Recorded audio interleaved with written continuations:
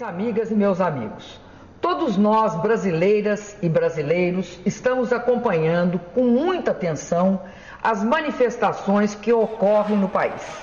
Elas mostram a força de nossa democracia e o desejo da juventude de fazer o Brasil avançar.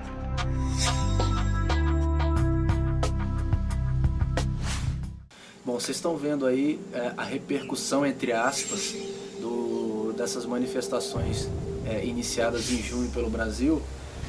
E o mais interessante de tudo é que, na época, se você dissesse que 3 meses depois as repercussões e as mudanças no Brasil elas seriam efetivas, né, e elas seriam bem fortes mesmo, as pessoas realmente acreditariam. E se você dissesse há 3 meses atrás que hoje, por exemplo, nada se conseguiu até agora, ou praticamente nada, e muito do que foi reivindicado na época, hoje em dia já se esqueceu, as pessoas não acreditariam. Porque na época, naquele frenesi, todo mundo indo para as ruas, realmente acreditavam que aquele movimento ele havia nascido, né, do seio do povo. E está provado historicamente que nunca existiu, pelo menos nos últimos 2 milênios, nenhum movimento de cunho popular que nascesse de maneira espontânea, ou seja, que o povo mesmo fosse para as ruas e essas reivindicações que o povo quis, de grandes proporções, elas fossem atendidas. Nunca aconteceu isso. Então não existe geração espontânea de movimento, não existe geração espontânea de movimento com interesses difusos.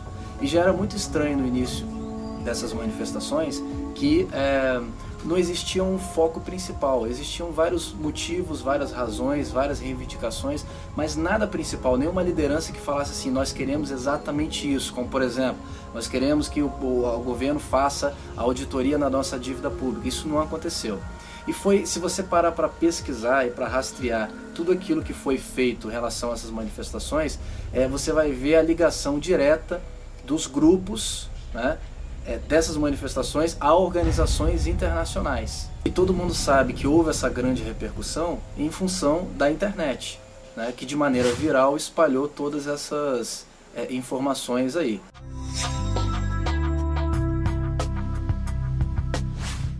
Uma coisa que foi muito estranha à primeira vista foi que logo que se iniciaram essas manifestações, 27 países no mundo declararam apoio total ao Brasil, né? Então, quer dizer, com aqueles slogans, o gigante acordou, vem pra rua, etc, etc, 27 países ligados principalmente aos Estados Unidos, América Latina e Europa, eles declararam apoio total às manifestações. E uma coisa que chegou a ser horrenda, absurda, foi a mídia ter falado que o movimento era espontâneo. Um exemplo claro e simples de que isso não era, que o que aconteceu não foi nada espontâneo, foi, por exemplo, em Brasília, em que você via na manifestação perto do Congresso Nacional a multidão dizendo, dia tal, vamos para tal lugar, vamos fazer isso, isso e isso, em coro. Como que isso é uma coisa espontânea? Como que isso não é uma coisa organizada?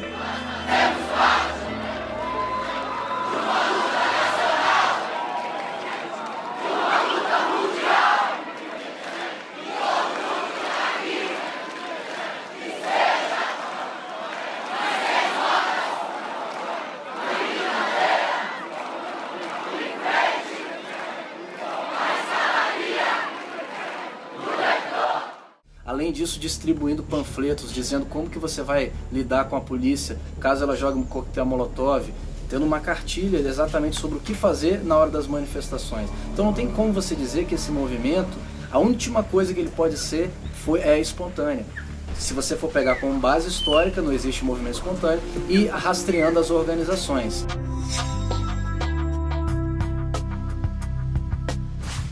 Uma das organizações ligadas a esse movimento é justamente a AVAAS.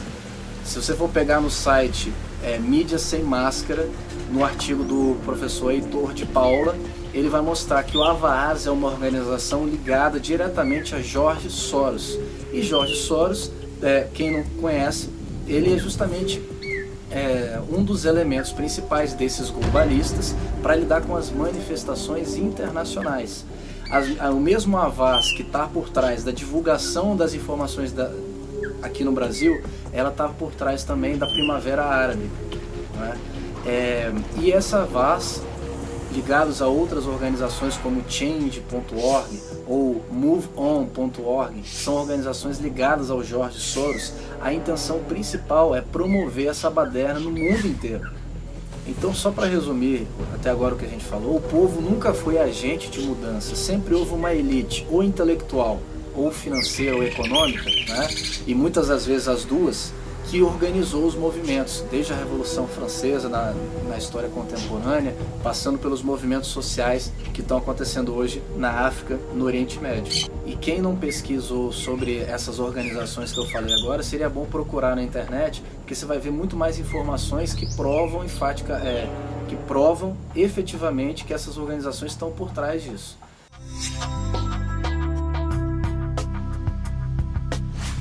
Se você for pegar os elementos principais, né, que foram os 4 elementos principais das manifestações, saúde, educação, transporte e política, ou seja, corrupção, né, você vai ver que o povo, na verdade, estava indo para as ruas para pedir que o governo fosse mais autoritário, mais totalitário e concentrasse mais ainda os poderes em suas mãos.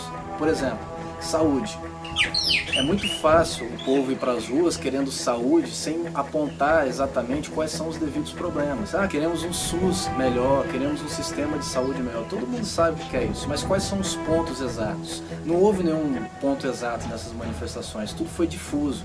Então, não seria melhor, por exemplo, desonerar a carga tributária, fazendo com que a saúde fosse, ao invés de pública, ser privada?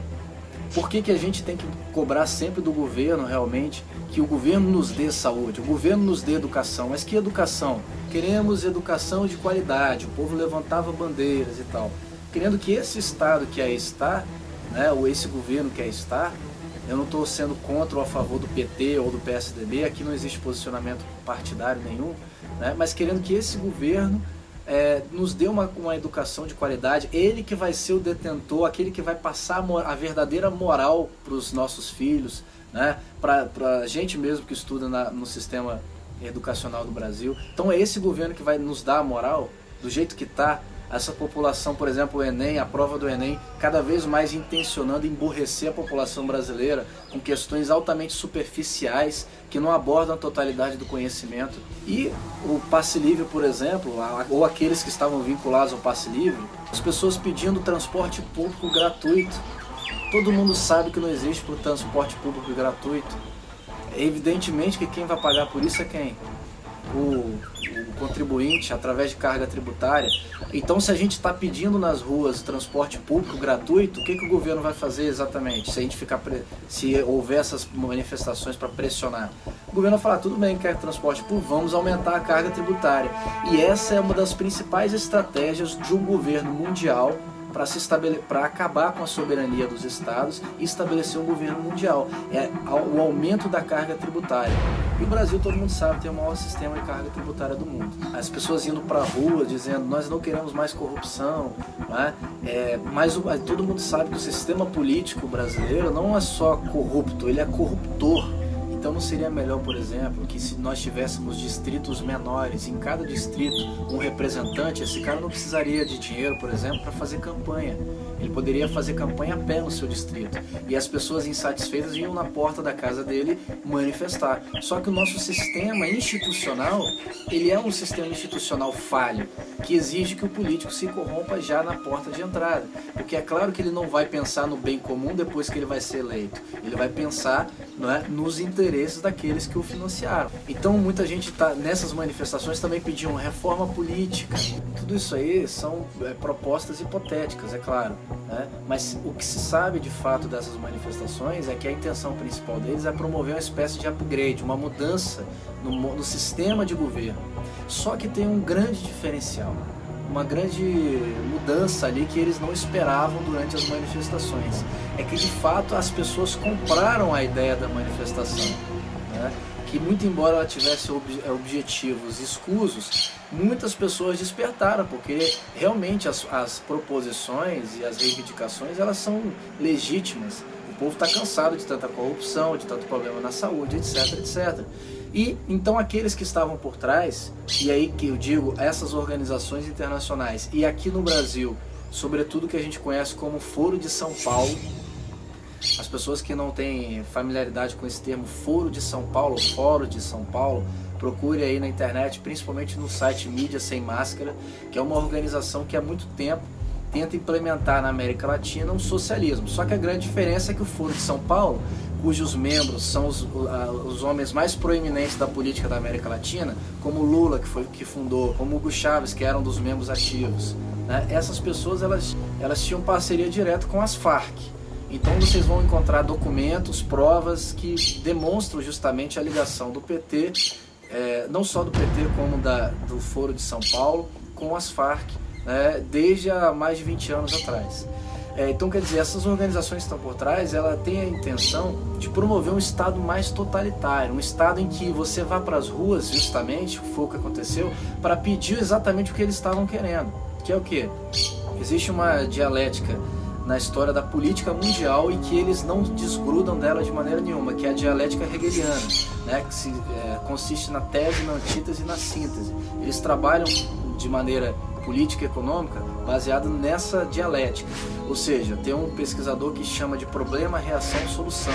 Você vai para as ruas para reivindicar saúde, educação, etc, etc, para o governo exatamente, ou o Estado, simplesmente aumentar a carga tributária e concentrar os poderes nas suas mãos, inchando a máquina administrativa e fazendo com que o governo, então, tenha mais poder em cima das pessoas. Nós fomos para as manifestações pedindo exatamente isso, já que não tinha um foco principal, já que não se dava nome aos bois. Por exemplo, quem foi que os principais membros do mensalão, nome por nome, vamos prender quem foram essas pessoas, presidente e vice-presidente, não é? O que nós temos que fazer com a dívida pública brasileira, que é um dos principais problemas do Brasil? Não se via isso aí nas manifestações. Portanto, o que acontecia?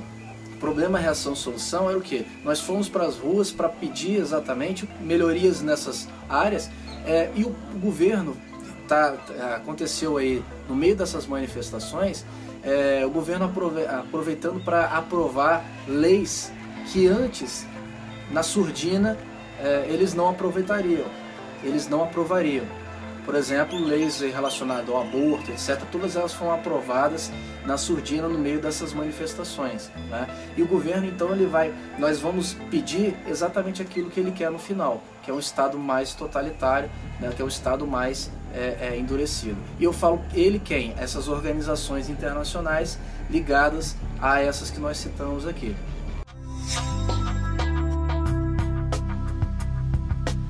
É muito importante que as pessoas elas se conscientizem dos problemas do Brasil. É fundamental. Inclusive os pesquisadores das ciências paralelas estiveram nas manifestações atestando as reivindicações das pessoas.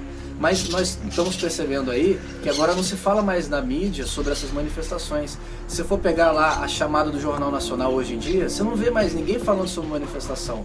Vê se há 3 meses atrás as pessoas iam pensar na possibilidade de não se falar dessas mudanças propostas nas manifestações. Era inimaginável e agora nem se toca mais no assunto. Por quê? Isso não é por acaso, isso é estratégico. Qual é a estratégia? Fazer com que o povo realmente acalme a sua vontade de mudar. E agora o que está acontecendo nessas manifestações, todo mundo está vendo. Está sendo pago, infiltrados, pessoas que estão sendo remuneradas justamente para causar baderna com objetivos específicos. Tem provas e mais provas de gente que está recebendo 100, 50, 200 reais para quebrar vidraças de lojas, para quebrar vidraças de estabelecimentos comerciais, etc. Então o que hoje se vê, na verdade, é uma baderna total. Né? Por quê? Tudo leva a crer, segundo as nossas pesquisas das ciências paralelas, que essas manifestações elas estão acontecendo também com o objetivo de fazer com que a ONU intervenha literalmente, militarmente aqui no Brasil. Como ela já vem intervindo em outros países do mundo, a intenção principal é que a ONU intervenha no Brasil em breve. Como o Brasil é o país mais forte da América do Sul e um dos mais fortes do mundo hoje em dia, seria o carro-chefe que iria desencadear uma suposta dominação, uma pretensa dominação dessas organizações internacionais e dessa elite globalista no mundo inteiro. Muita gente não coloca a ONU como uma organização poderosíssima. É mentira o que é vendido na mídia, não é verdade, né? O que nós sabemos é que a ONU realmente ela está preparada para tomar conta do Brasil. Vídeo, por exemplo, o caso do Mato Grosso do Sul, em que a ONU tem dedo da ONU nas manifestações dos indígenas aqui que estão tentando invadir propriedades, estão reivindicando terras, etc., junto com o MST, etc., etc. Então tem o dedo da ONU já aqui no Brasil querendo intervir militarmente no país. E eles estão pretendendo fazer uma super desvalorização do real simplesmente da noite para o dia. É o que está acontecendo, por exemplo, com o dólar, que muita gente tem a impressão que o dólar está revalorizando, mas isso é mentira total. Porque eles querem acabar com o dólar e estabelecer uma moeda única. É isso que está acontecendo na mídia, na economia mundial. E no caso do real, a ideia é estabelecer uma super desvalorização da nossa moeda da noite para o dia. Então, através do Banco Central e de acordos assinados por políticos corruptos há alguns anos atrás, que trocaram a compra de café, a compra de álcool, a compra de açúcar em troca da boca fechada, eles vão causar esse colapso na economia do Brasil, iniciando pela maxi desvalorização do real, simplesmente do dia para a noite. E eles estão querendo criar um ato constitucional ou um ato institucional para neutralizar, e o povo, a sociedade, não vai ter tempo de fazer isso. Eles vão fazer uma reforma política esdrúxula, como já está sendo votada aí no Congresso, né? Mesmo a passo de tartaruga, mas está sendo votada, e com essa reforma política vai abrir brechas para que essa intervenção internacional aconteça de uma maneira bem efetiva. Por isso nós recomendamos que as pessoas pesquisem sobre essas ações, né? Porque essas fontes elas são altamente confiáveis em relação ao ato institucional, à intervenção da ONU, o papel do G8 aqui no Brasil e na América Latina, através do Foro de São Paulo e do Clube Bilderberg. A questão da moeda é um dos pontos que há muito tempo eles vêm engendrando na sociedade, que é justamente desvalorizar as moedas do mundo inteiro e formar uma moeda única mundial, que é muito mais fácil você organizar e dominar os estados dessa maneira. Então nós, pesquisadores das ciências paralelas, estamos chegando à conclusão, através de alguns dados que temos obtido, que na verdade não é um endurecimento do Estado, não seria o que eles estão querendo, não é uma ditadura militar, mas sim uma intervenção direta da ONU aqui no Brasil e, por consequência, em toda a América Latina.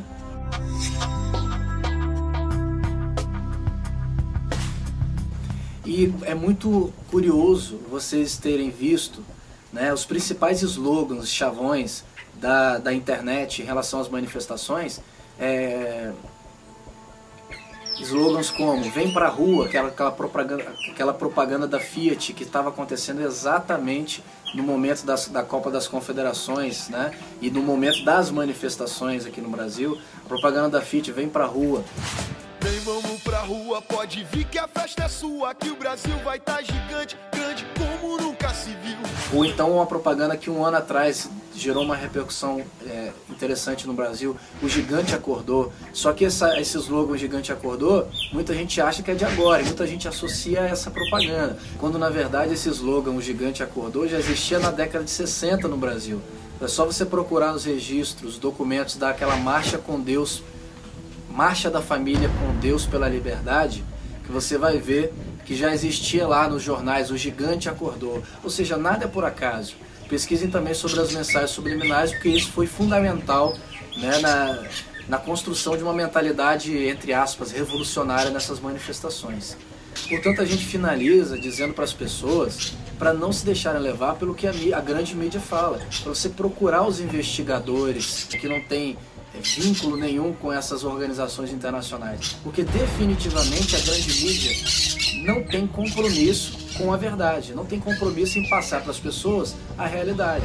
E a primeira coisa que você tem que perceber quando tem esse tipo de manifestação é se a Globo, se a Record e se a Band, né, elas estão apoiando o movimento. Foi exatamente o que aconteceu, elas apoiaram o movimento e todo mundo foi, naquele calor do momento, entrando na onda, né? Então a gente tem que perceber que esse movimento é extremamente válido quando se há foco, liderança, objetivo bem definidos.